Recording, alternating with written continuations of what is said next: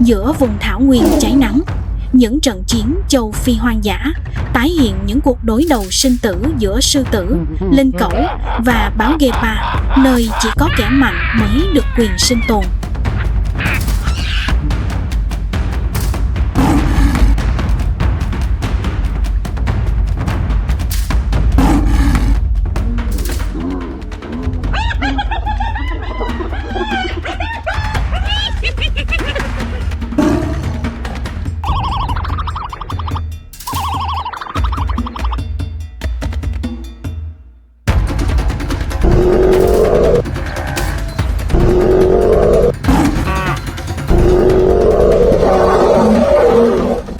Chào mừng đến với những trận chiến châu Phi hoang dã.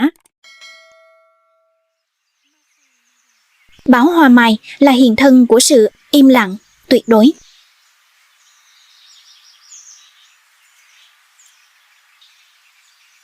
Bộ lông vàng óng của nó được bao phủ bởi những sợi lông đen. Một lớp ngụy trang hoàn hảo biến nó thành một cái bóng hòa vào ánh sáng mô phỏng của khu rừng thưa thớt.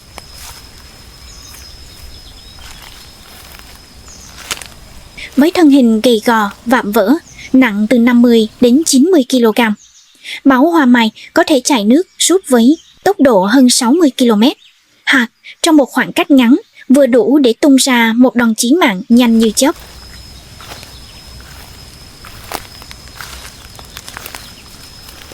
Nhưng hôm nay, nó không đơn độc. Trên một cành cây cao được che chắn bởi tán lá dày là một chú báo hoa mai con.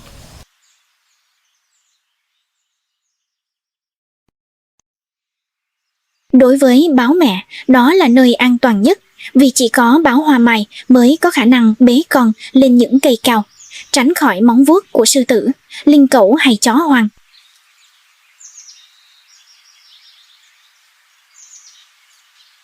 Khả năng leo trèo tuyệt vời này chính là vũ khí bí mật giúp báo hoa mai sinh tồn, khiến chúng trở thành một trong số ít loài săn mồi có thể giấu chiến lợi phẩm trên ngọn cây để tránh bị cướp.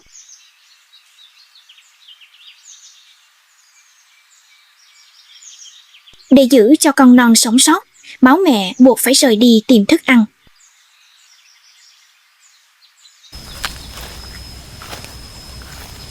Thế giới ngoài kia thật khắc nghiệt, và chỉ một sai lầm nhỏ cũng có thể chấm dứt dòng máu.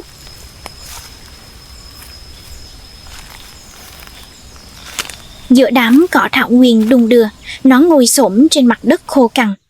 Từng thớ cơ cuộn tròn dưới bộ lông vàng óng điểm xuyết những bông hoa.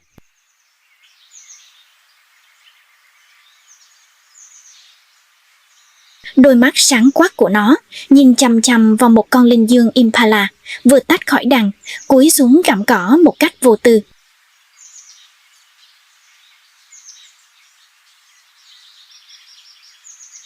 Nó thở hổn hển, chất lỏng nóng hổi vẫn còn vương lại trong kẽ răng.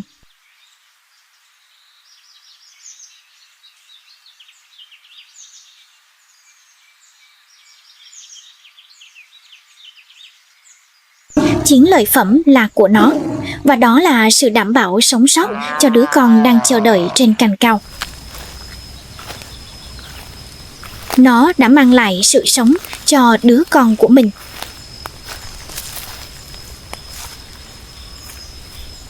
Âm thanh lớn hòa lẫn với tiếng gió thật khác lạ. Mặt trời dần lên cao, ánh sáng tràn ngập thảo nguyên khô cằn.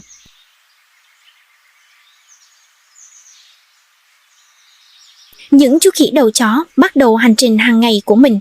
Một cuộc săn tìm thức ăn kéo dài hàng giờ.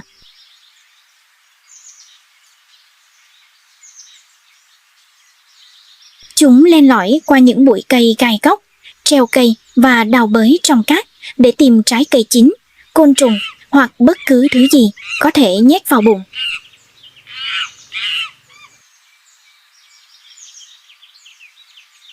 Ngay cả khi may mắn, một tổ trứng chim hay một con thằn lằn nhỏ cũng không thể thoát khỏi nành vuốt của chúng.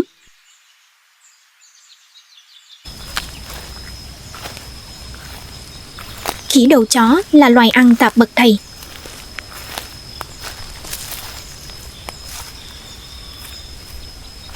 Khả năng ăn mọi thứ đã giúp chúng sinh tồn trong những môi trường khắc nghiệt nhất ở châu Phi. Từ thảo nguyên mênh mông đến những sườn núi đá cằn cỗi.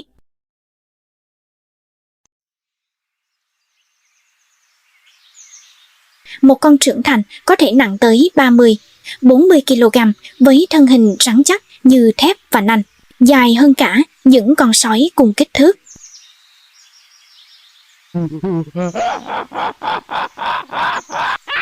Dưới ánh nắng mặt trời, khuôn mặt đen đúa và đôi mắt ranh mãnh của chúng tỏa sáng với vẻ kiêu ngạo không thể nhầm lẫn.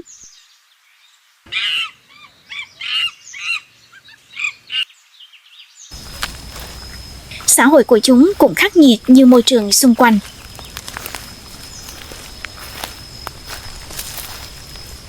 Những đàn lên đến 100 cá thể, luôn bị một con đực thống trị với sức mạnh và sự hung hăng.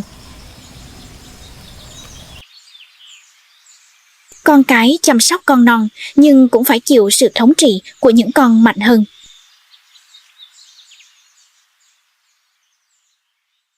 Vào mùa giao phối, những trận chiến dữ dội giữa những con đực thường nổ ra. Con thua cuộc bị buộc phải rút lui, nhưng lại ngai vàng cho con chiến thắng.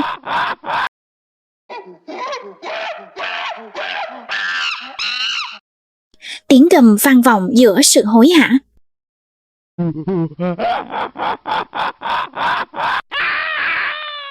Hai con đực trưởng thành đối mặt nhau, cơ bắp cuồn cuộn, nanh sáng rực dưới ánh nắng giữa trưa.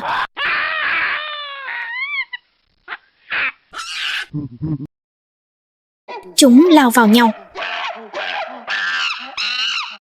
Những con cái ôm chặt con non, lùi sâu vào vòng tròn bên ngoài, ánh mắt tràn ngập nỗi sợ hãi và sự cam chịu.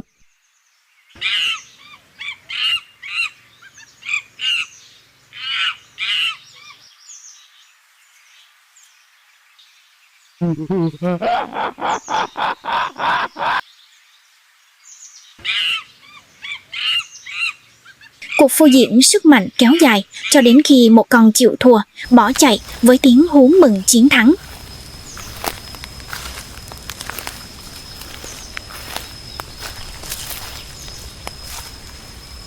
Sự hung dữ đó không chỉ là cuộc chiến giành vị trí. Đó là cuộc chiến để truyền máu.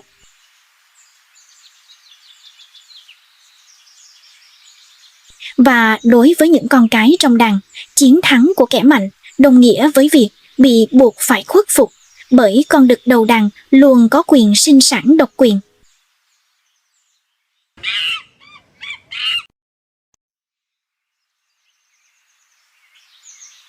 Ở đây, quy luật tàn khốc của tự nhiên được bộc lộ rõ ràng nhất.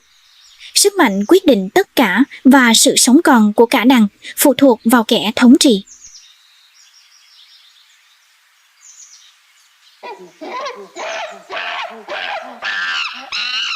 Và cũng chính bản tính hung dữ đó đã khiến loài khỉ đầu chó không ngần ngại đối đầu với bất kỳ loài nào.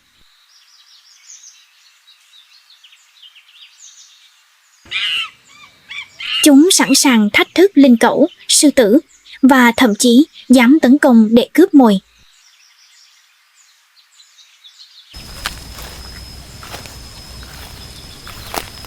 Cả đàn khỉ đầu chó có thể trở thành một đội quân hung dữ, sẵn sàng tấn công bất cứ kẻ nào dám xâm lược.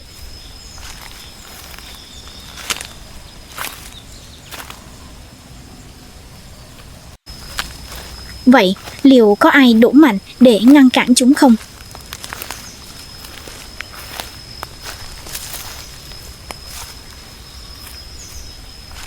Từ trong bóng tối, những bóng người xuất hiện. Những con linh cẩu. Tiếng cười nịnh hót hoang dã của chúng xé toạc sự im lặng thiêng liêng. Chúng là những kẻ cơ hội của thảo nguyên, những kẻ dọn dẹp tàn nhẫn, luôn dõi theo những bi kịch và chiến thắng của kẻ khác.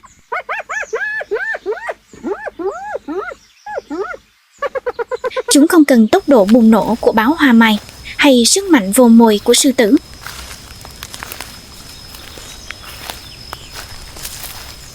Vũ khí của chúng là sức bền và bộ hàm với cú cắn mạnh nhất trong số các loài ăn thịt châu Phi, đủ sức nghiền nát xương đùi của một con trâu.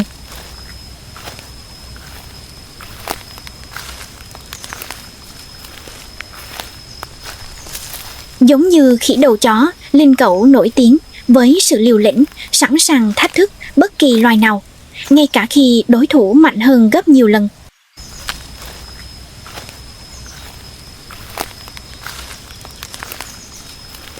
Sự liều lĩnh đó kết hợp với bản tính sống chen chúc đã khiến chúng trở thành một trong những thế lực đáng sợ nhất trên thảo nguyên.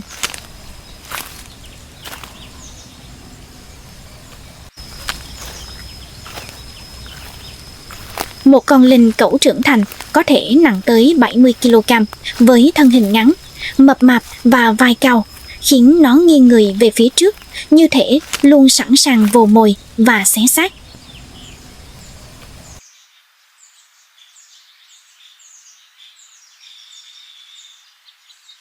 Đặc biệt, xã hội của chúng theo chế độ mẫu hệ. Con cái to lớn hơn, hung dữ hơn và có mặt quyền lãnh đạo tuyệt đối.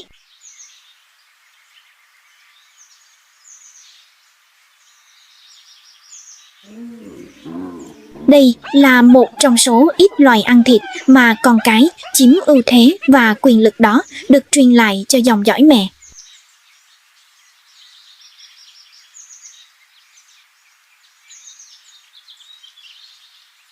Không chỉ giỏi bắt mồi, linh cẩu còn là những thợ săn lão luyện.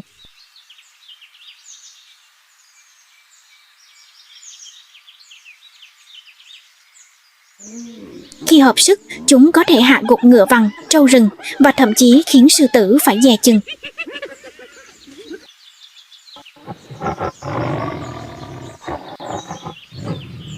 Nhiều lần trên thảo nguyên, người ta đã chứng kiến một cảnh tượng tưởng chừng như không thể. Một bầy linh cẩu liều lĩnh vây quanh vị vua đơn độc.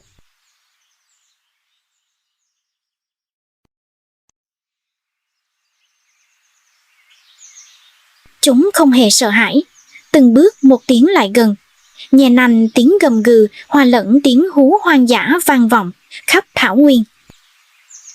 Sư tử gầm rú ầm ĩ, nhưng sức mạnh ấy dần bị nuốt chửng bởi sự ngoan cố tập thể.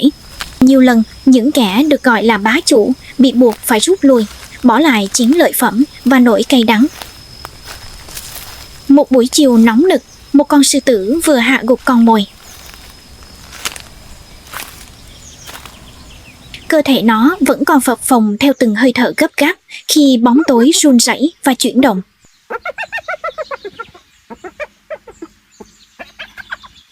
Những cặp mắt vàng lóe lên trong cỏ.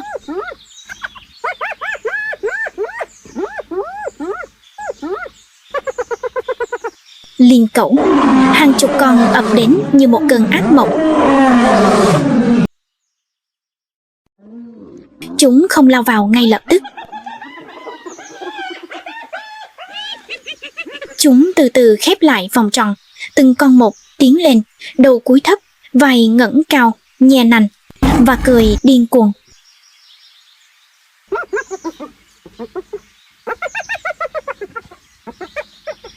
Tiếng cười thè thé vang lên thành một điệp khúc hỗn loạn, át đi tiếng gió rít qua thảo nguyên.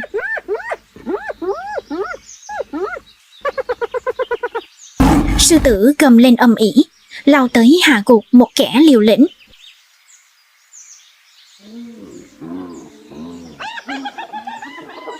Cuộc chiến trở nên hỗn loạn. Sức mạnh tuyệt đối của một cá thể hùng mạnh đã bị nghiền nát ngay lập tức bởi sự kiên trì và liều lĩnh của cả bầy.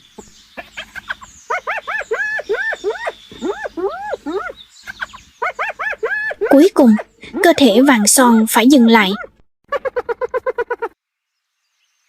Nó buộc phải bỏ lại chiến lợi phẩm, rút lui trong oán hận, để lại bữa tiệc máu cho những kẻ cơ hội.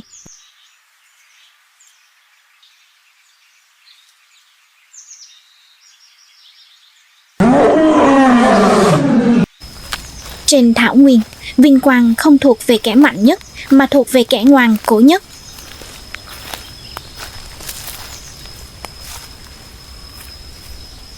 Và trong trò chơi tàn khốc đó, linh cẩu là một bằng chứng sống. Và rồi, chỉ cách nhau vài trăm mét, Thảo Nguyên chứng kiến hai thái cực. Một bên là bữa tiệc hỗn loạn của những kẻ cơ hội, bên kia là vòng tay dịu dàng của tình mẫu tử.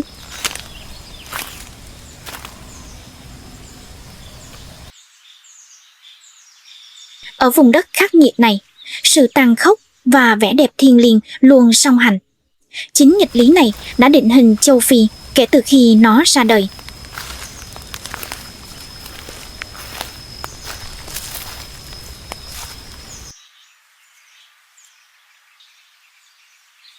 Đó là loài báo Gepa châu Phi, một loài báo Gepa thuộc họ Caenychupatus, loài động vật nhanh nhất trên cạn, một loài vật mà từng cơ bắp, từng mạch máu được thiết kế để phục vụ một nhiệm vụ duy nhất: chạy và bắt mồi.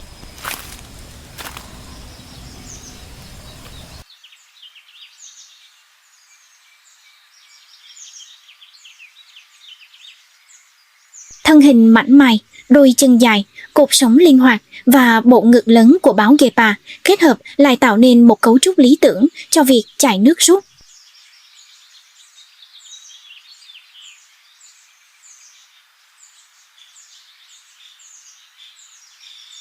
Không giống như sư tử hay báo hoa mai, báo Gepa có móng vuốt không thể co lại hoàn toàn, giống như những chiếc gai giúp chúng bám chặt vào mặt đất khi tăng tốc.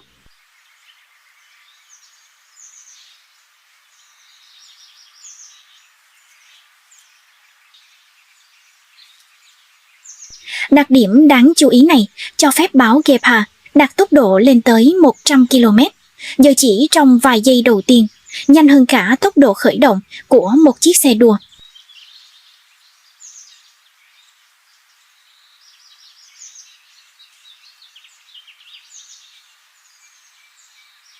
Trên khuôn mặt báo Gepa có hai đường kẻ đen chạy từ mắt xuống hai bên mõm, không chỉ là dấu hiệu nhận dạng mà còn đóng vai trò như kính râm tự nhiên.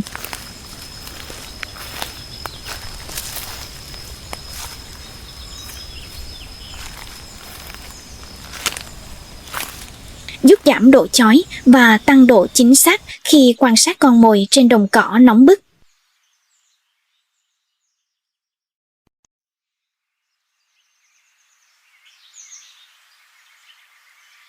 Mặc dù tốc độ là vũ khí chính, nhưng chiến lược tấn công của báo Gepa đòi hỏi sự tính toán.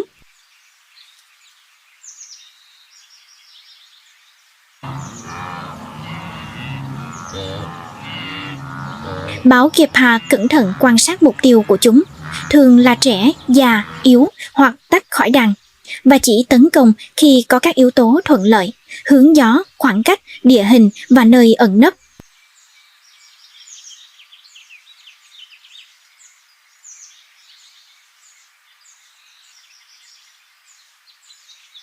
Không giống như nhiều loài ăn thịt khác, báo Gepa là loài săn mồi đơn độc. Trong một số trường hợp, đặc biệt là ở Serengeti, con đực có thể tụ tập thành nhóm nhỏ, thường là anh chị em ruột, để săn mồi theo đội hình.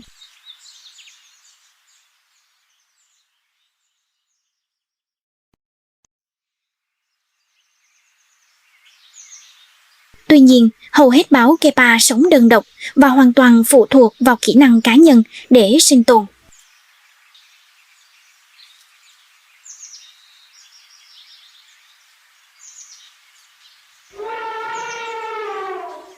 Trên đồng cỏ rộng lớn, ánh nắng giữa trưa thiêu đốt từng ngọn cỏ khô, tạo nên luồng nhiệt nhẹ nhàng bốc lên từ mặt đất.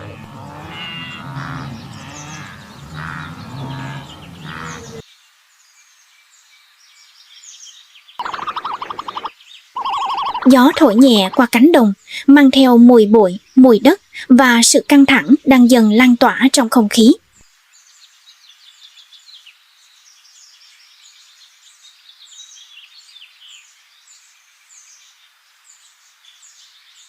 Một đàn báo Gepa đang di chuyển, không còn ẩn núp nữa. Giờ đây, chúng phô bày thân hình mảnh mai, uyển chuyển. Mỗi bước đi nhẹ nhàng như lướt đi, nhưng đầy quyết tâm.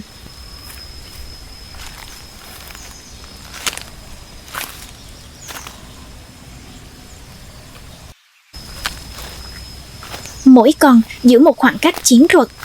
Mắt dán chặt vào mục tiêu phía trước, hai con đà điểu trưởng thành đang gặm cỏ giữa khoảng trống, không hề biết rằng chúng sắp trở thành trung tâm của một cuộc tấn công hoàn hảo.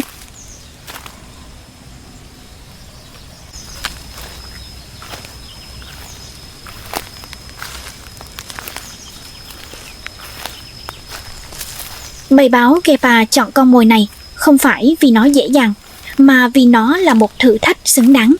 Chỉ cần một bước đi sai lầm cũng có thể dẫn đến một cú đá gãy xương.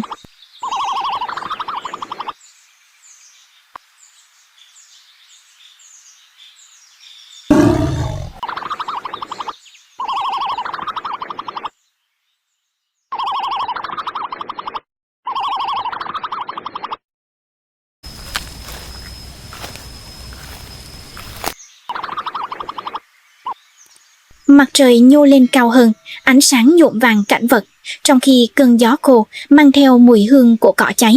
Ở đằng xa, một đàn linh dương đầu bò đang gặm cỏ, không hề hay biết về những kẻ săn mồi đang quan sát từng động thái của chúng. Từ phía cỏ cao, sự thành thơi của bầy sư tử dần biến mất.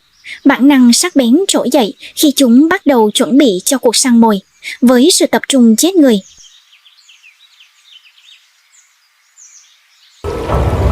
Từng bước chân của chúng thật nhẹ nhàng và có tính toán, cơ thể hòa mình vào đồng cỏ. Thời gian như ngưng động từng giây trôi qua, trong sự căng thẳng khi đàn sư tử chờ đợi thời khắc hoàn hảo để tấn công.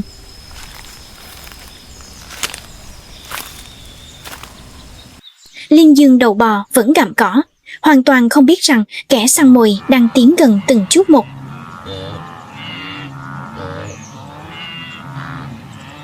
Sư tử cái di chuyển chậm rãi, cái đuôi khẽ vẫy. Cơ bắp của cô co lại như một chiếc lò xo, ánh mắt sắc bén tập trung chuẩn bị cho cú lao nhanh như chớp.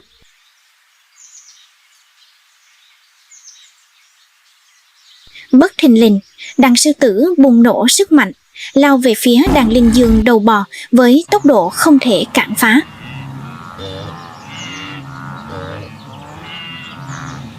Không khí tràn ngập tiếng vó dồn dập và những tiếng kêu hoảng loạn của đàn linh dương khi chúng tán loạn khắp mọi hướng.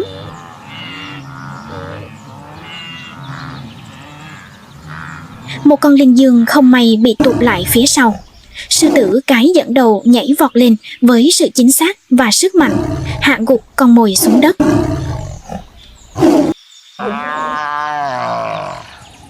Dù vùng vẫy mãnh liệt, linh dương đầu bò dần kiệt sức. Sư tử với sự hợp lực và bền bỉ cuối cùng cũng giành chiến thắng.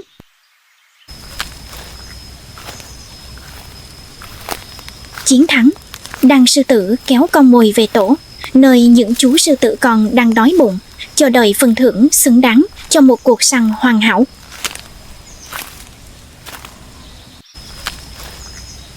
Đàn sư tử không lãng phí thời gian, mạnh mẽ xé toạc thịt linh dương, tận hưởng thành quả từ sự phối hợp hoàn hảo trong cuộc săn mồi.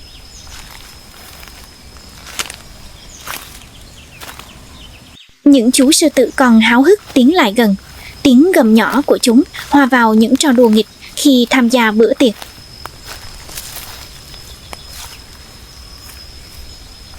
Thảo nguyên châu Phi nhắc nhở chúng ta về sự cân bằng của thiên nhiên, nơi sự sống và cái chết đang xen kẽ trong chu kỳ sinh tồn vô tận.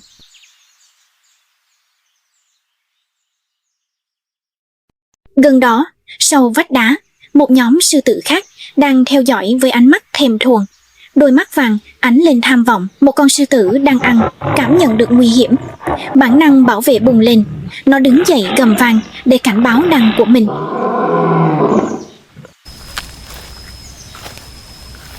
Cuộc đối đầu bắt đầu. Đàn sư tử từ cả hai phía tiến lại gần nhau, ánh mắt khóa chặt trong sự thù địch không hề che giấu.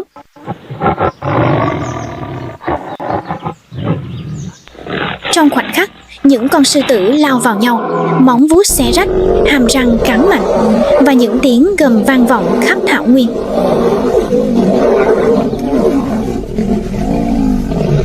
Con sư tử địch xâm phạm, chiến đấu quyết liệt, nhưng bầy của nó bị áp đảo về số lượng máu bắn tung tóe khi nó bắt đầu mất lợi thế.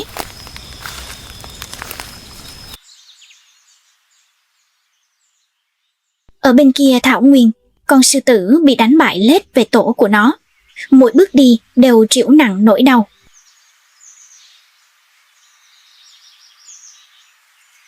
Nó đi chậm rãi từng bước đầy khó nhọc.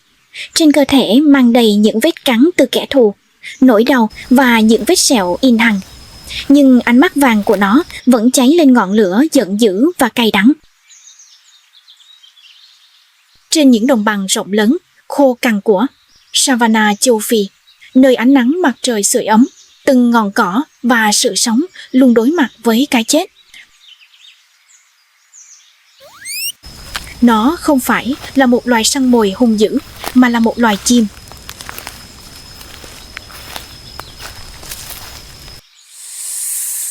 Chim chạy đường dài không chỉ là biểu tượng văn hóa quen thuộc của bang New Mexico, mà còn là một trong những loài chim săn rắn hiệu quả nhất trong thế giới tự nhiên.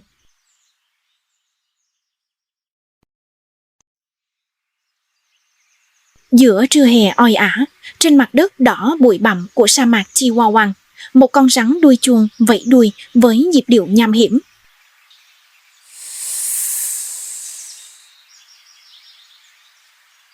Từ xa, chim chạy đường dài xuất hiện, không hề tỏ ra sợ hãi.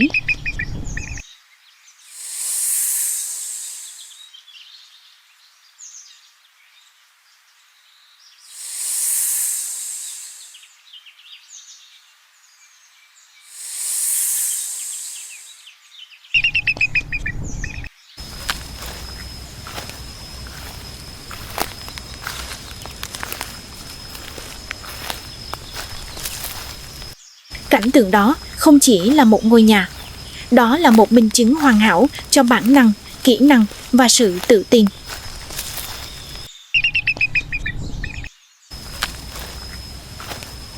Một sinh vật nhỏ bé giữa sa mạc đã đánh bại kẻ giết người khét tiếng bằng sức mạnh riêng của nó.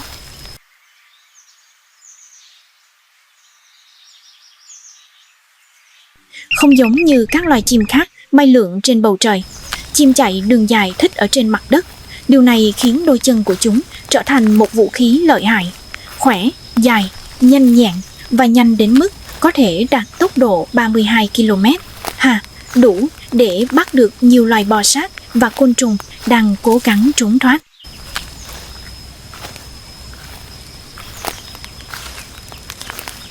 Mỗi bước chân của chim chạy đường dài là minh chứng cho sự thích nghi hoàn hảo của chúng với môi trường sa mạc, cơ thể nhẹ, giúp giảm mất nước.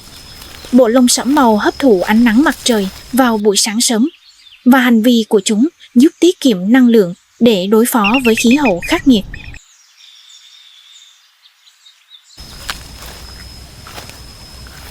Không phải ngẫu nhiên mà người dân New Mexico lại chọn loài chim này làm biểu tượng cho tiểu bang. Chim chạy đường dài là hình ảnh sống động của sự kiên cường, thông minh và tinh thần vượt qua những thử thách khắc nghiệt nhất mà thiên nhiên đặt ra. Giữa những bãi cát nóng bỏng ở Bắc Phi, nơi nhiệt độ ban ngày có thể lên tới 50 C và ban đêm thì lạnh cóng, mọi sự sống đều phải thích nghi hết mức để tồn tại.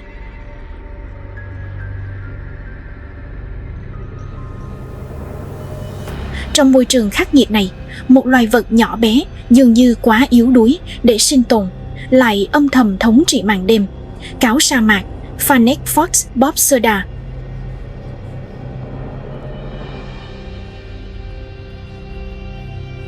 Với đôi tai khổng lồ gần bằng đầu, cáo Fennec không chỉ nổi bật về ngoại hình mà còn bởi khả năng thích nghi với điều kiện sống khắc nghiệt.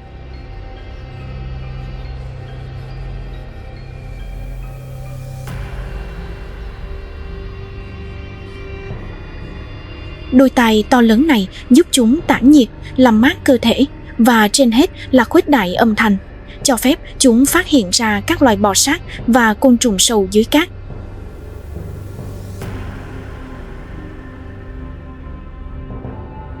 Đây chính là vũ khí bí mật để săn mồi trong bóng tối của chúng.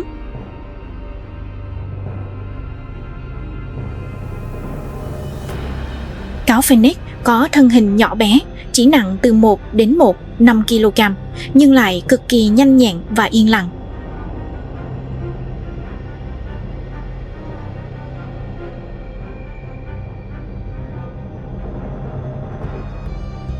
Lòng bàn chân của chúng có một lớp lông dày, giúp chúng di chuyển nhẹ nhàng trên cát nóng mà không phát ra tiếng động.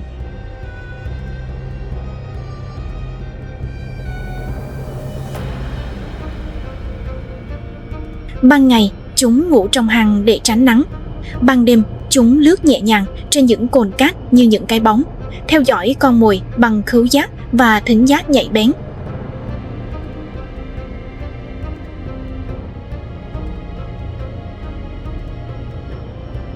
Mặc dù chủ yếu ăn côn trùng, thằn lằn và chim nhỏ, cáo Fennec cũng săn rắn nhỏ, đặc biệt là các loài bò sát có nọc độc với kích thước phù hợp, chẳng hạn như rắn sừng sa mạc.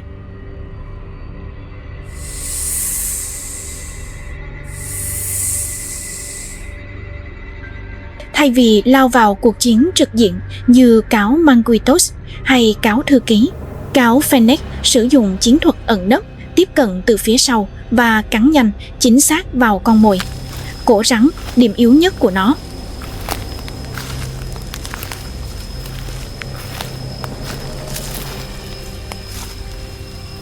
Nhờ kích thước nhỏ bé và tốc độ tuyệt vời, chúng giảm thiểu rủi ro và hoàn toàn tránh tiếp xúc với đầu rắn độc.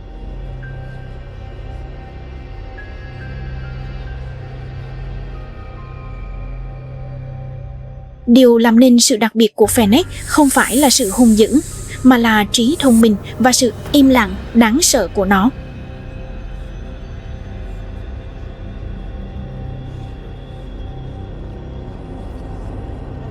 Trong một thế giới mà kẻ mạnh thường dùng đến vũ lực, Fig sử dụng sự nhanh nhẹn, thận trọng và chiến lược của mình để sống sót và thậm chí đánh bại những kẻ thù nguy hiểm hơn chính nó rất nhiều.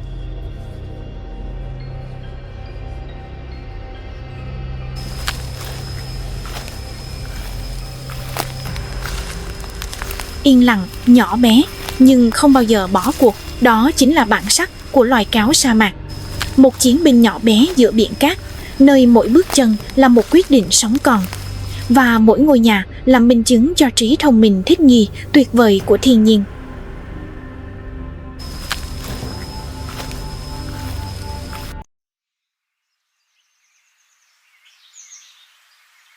Khi nói đến những loài động vật dũng cảm không sợ kẻ thù, dù là rắn độc, trăng khổng lồ hay một đàn ông hung dữ, trong thế giới động vật, chỉ có một cái tên nổi bật, lưỡng mật, Mellibora capensis.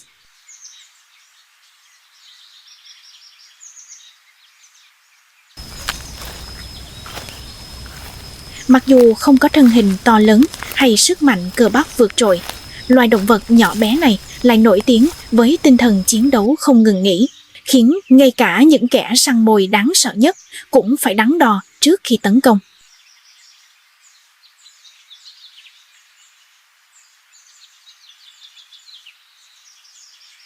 Lưỡng mật ong sống chủ yếu ở châu Phi và một số vùng châu Á, trong các khu rừng rải rác, đồng cỏ và bán sa mạc.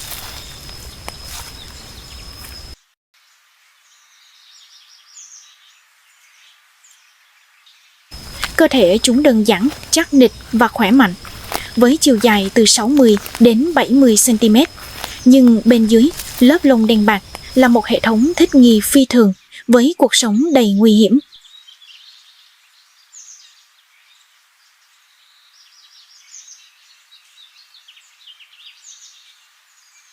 Một trong những đặc điểm đáng chú ý nhất của chúng là lớp da dày, đàn hồi và gần như kháng nọc độc.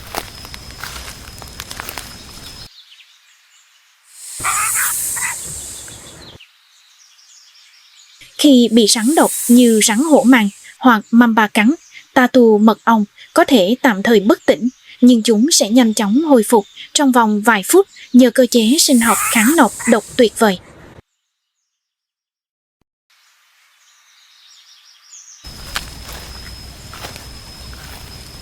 Hơn nữa, loài này sở hữu hàm răng sắc nhọn, móng vuốt cong khỏe, cũng như tốc độ phản ứng và sự nhanh nhẹn hiếm có ở các loài ăn thịt nhỏ.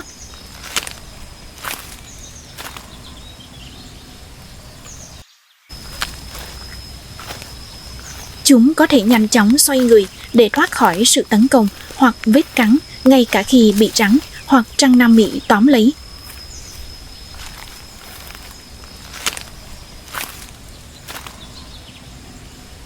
Với bản năng sinh tồn cao, lưỡng mật không hề né tránh kẻ thù mà chủ động tiến lên và tấn công bằng sức mạnh và lòng dũng cảm.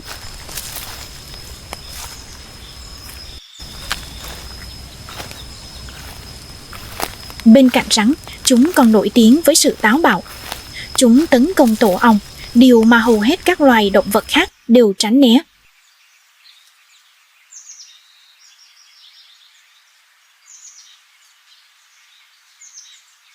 Vô tư với hàng trăm vết cắn, lưỡng mật sẵn sàng phá hủy tổ ong, ăn sáp và mật ong bên trong, thậm chí bắt cả ong chúa.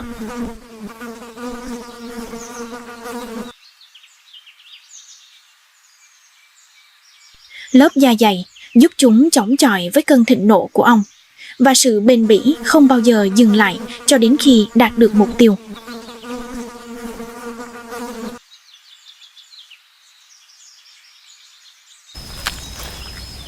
Dũng cảm, kiên cường và không ngừng nghỉ, sắn mật đã trở thành biểu tượng sống động cho lòng dũng cảm của thiên nhiên.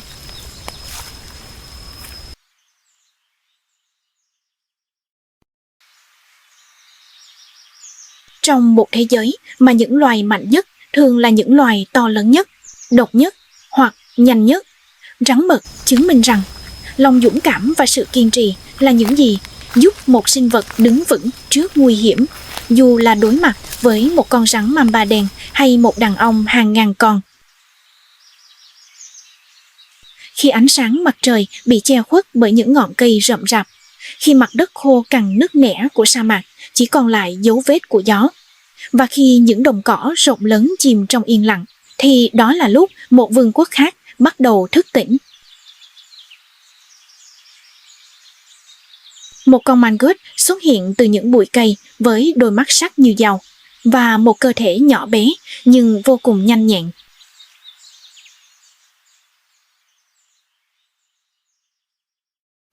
Chúng là một trong số ít loài động vật có khả năng miễn dịch một phần với nọc độc thần kinh của rắn, nhờ cấu trúc đặc biệt của thụ thể acetylcholine.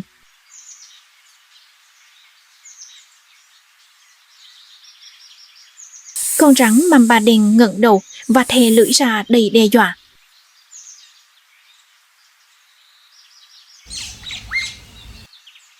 Con cài mangot không hề lùi bước. Nó gầm gừ khe khẽ và khom người như một chiến binh thực thụ.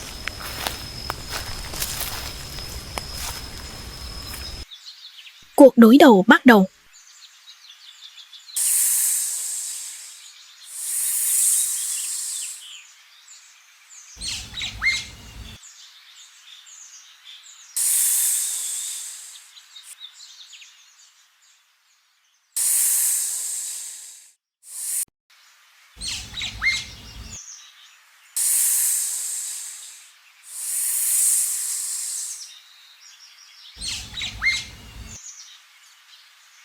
Cuối cùng, kẻ từng là biểu tượng của cái chết trong rừng rậm châu Phi nằm bất động dưới nành vuốt của kẻ thù nhỏ bé.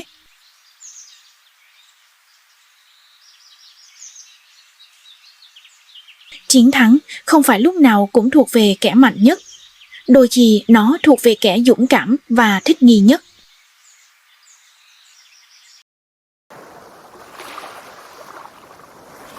Bình minh vừa đến trên hòn đảo nhỏ giữa Ấn Độ Dương.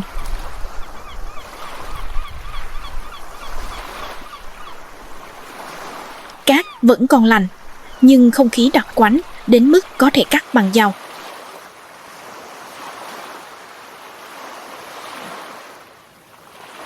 Bên dưới lớp cát ẩm ướt, những sinh vật nhỏ bé đang chờ đợi khoảnh khắc quyết định số phận của chúng.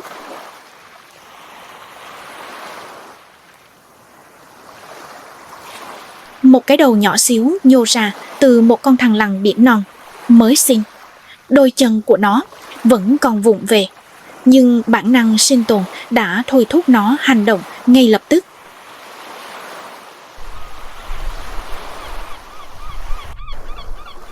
Không cha mẹ, không nhà cửa, chỉ có một mình cậu và một con đường duy nhất chạy ra biển.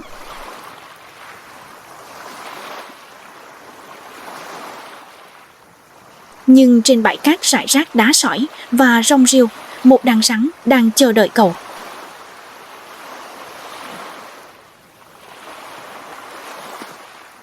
Chúng ẩn núp trong những khe đá cuộn tròn dưới những tán cây khô, im lặng như roi da.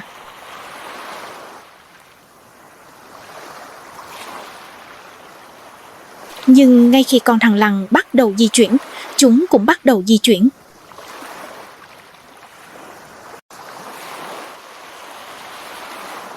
Từng con một, những con rắn lướt trên cát như những mũi tên sống, chiếc lưỡi chẻ đôi đánh hơi con mồi.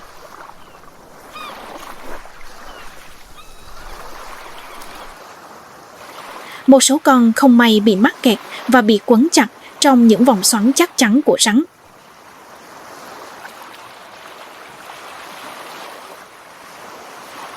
Nhưng những con còn lại, mặc dù da bị rách và vảy bị xé toạc, vẫn cố gắng ra đến biển.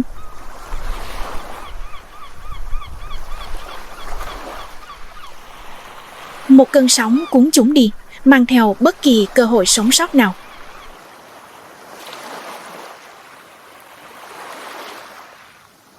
Đối với những con thằn lằn biển mới sinh, những khoảnh khắc đầu tiên của cuộc đời là một cuộc đấu tranh sinh tử, trong đó sự sống còn được quyết định chỉ trong vài hơi thở.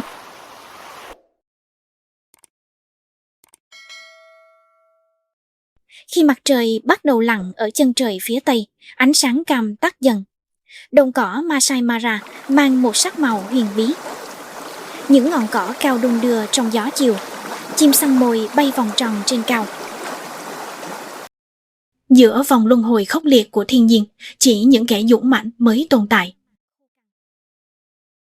Những trận chiến châu Phi hoang dã khép lại, để lại âm vang của sức mạnh, bản năng và cuộc chiến sinh tồn bất tận nơi đại thảo nguyên.